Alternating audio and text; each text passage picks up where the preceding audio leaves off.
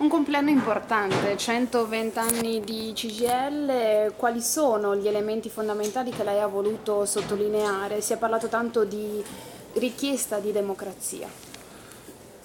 Sì, abbiamo voluto testimoniare, non fare una celebrazione della nostra storia, ma capire che quella storia ci consegna un lascito importante.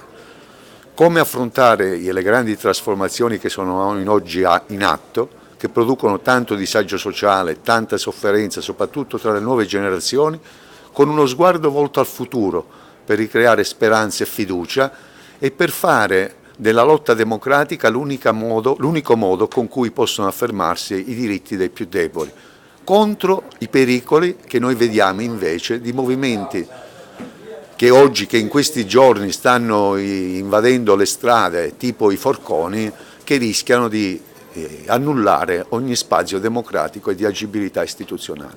I primi ad intervenire siamo proprio noi.